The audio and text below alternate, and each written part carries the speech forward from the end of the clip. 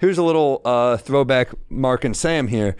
We were, I believe, New Faces the same year after both failing to get in 3 or 4 times. Oh, yeah. How many times do you think we failed? Probably 4, right? I got it on the 5th. Yeah, I think me too. Because we text every year afterwards. And I believed in Mark so much, more than myself, that I was like, I'd be like, I didn't get it, but you got it. And Mark would be like, no. No, I thought you were going to get it. Yeah, it was like we both thought the other one would get it. Yeah. And didn't believe in ourselves. And then we got it the same year. Yeah. It was a loaded year. Loaded year. Pete Davidson, Schultz, Chris D, Damian Lemon. Can't remember who else. Neil Brennan hosted, I remember. I remember that, yeah. Pavitsky, I think. Yeah. Maybe. Who else? Pavitsky. I can't remember who Brooks else. Wheelan. Maybe Wheelan. Yeah, he got it. Yeah. Yeah, it was fun. What happened there? Such a juggernaut. I don't know. Well, they had to check some boxes. They had a bit of a cancel situation. And then I think sitcoms. The whole thing was sitcoms. It was like, we got this guy. He's a shooting star. We're going to put him in this sitcom. And then here we go. So it would like Carmel? launch people. Yeah, maybe. He was in our class. He killed Aparna. Oh, yeah. There Funny you go. shit. A lot of strong comics. But now that sitcoms are over, they can't really launch. Yeah. Well, the dude, internet is. Mark and I came up in like the, hearing stories. Oh, yeah, you can play this real quick. She was great, too. Mo Collins. I'll tell you what I'm driving at. I submit you took that baseball, stashed it in your unusually large vagina, and walked right on out of here. His reaction here. The reaction's the best part. He was just like, why would you do this? He delivered it like a Southern lawyer, too. I love the delivery. Went full on like a mock, what is it called? To Kill a Mockingbird. Yeah. I submit. Atticus Finch. Yeah, there you go. Dude, yeah, that fest. Mark and I, we got loaded. We had fun. I mean, that's when Mark and I didn't know that those could actually help your career. Yeah. We were just like open bar. It was a party. So we just got lit the fuck up. Some people worse than us. I remember, I won't name names, but some people I was like, yeah, you can't get that bad. We were bad, but there were some people like starting fights. So yeah. There was a great moment. I was drunk and I saw Jimmy Carr go up to Damian Lemon, who's a funny black comic, and he goes, Michael Che, you are really one of the next big things. And I was like, ah! Amazing moment. Yeah, and then he was like apologetic too. Yeah. He was like, oh, I'd love to see you though. Yeah. I'd love to see you sometime. Exactly. Yeah, that's a bad moment.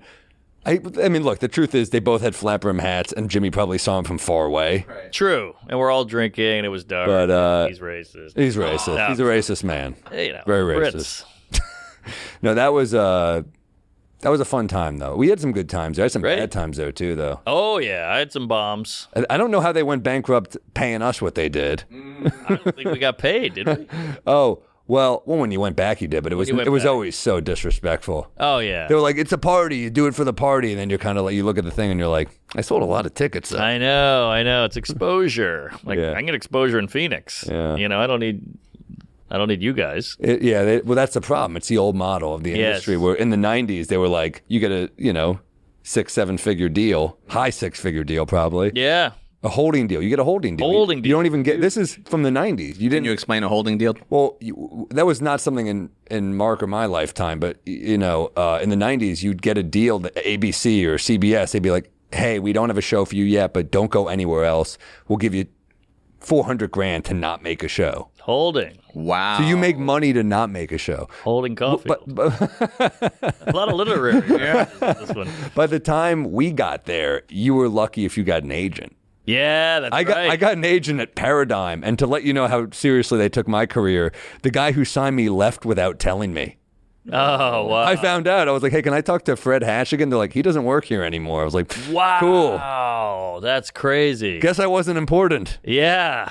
Jesus. He's probably still getting 10%. He's living in Boca. Well, the woman who was booking my tour dates at the time, like, was doing great for me, considering I had nothing going for me. She was working her butt off. Kama Upton, she was awesome. But oh, wow. We had one person there, but at a certain point, you got to leave. Yeah. And I think we were both at Innovative who treated us like shit. Yes. They would write nasty emails to us. Oh, yeah. They would just be like, well, this is what you're worth now. And I'd be like, what's a terrible offer? I know. Did he yell at you when I bailed out of there, when I was like, I'm going to leave you guys. I'm sorry. I'm going another way. They were like, fuck you. You're done. You'll never work again. You're done. And there's a lot of that going on. My career was going badly because I was with you. Exactly. This is the good news. Yes. No, they would write nasty shit. Oh, yeah. It was me, Norman, Rachel Feinstein was with them. What's in their interest to be dicks to you? I don't get that. It's just ego. They're unprofessional. You think you can leave us? There's nothing. No, you know how a professional does it?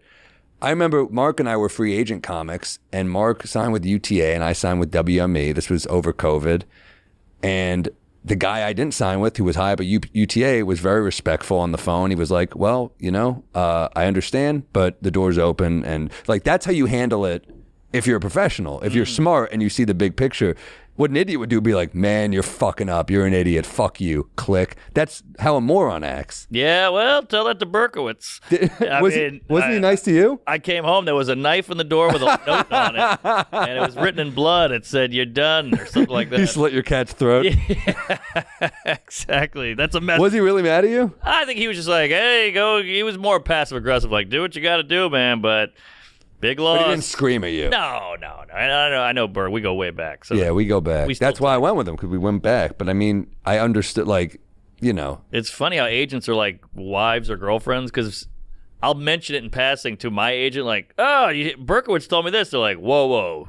He texted you, and you're like, "Oh, you're jealous," and it's kind of fun. It's like your wife getting mad. That's true. Yeah, you gotta get him mad every once in a while. Let him know that you could still get it wet. Exactly. I'm on the market.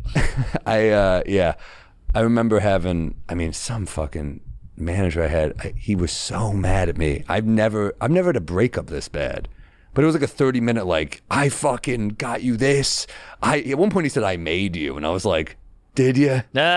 Were you the one staying at these fucking shithole motels? You're not my real Connect dad. Flights?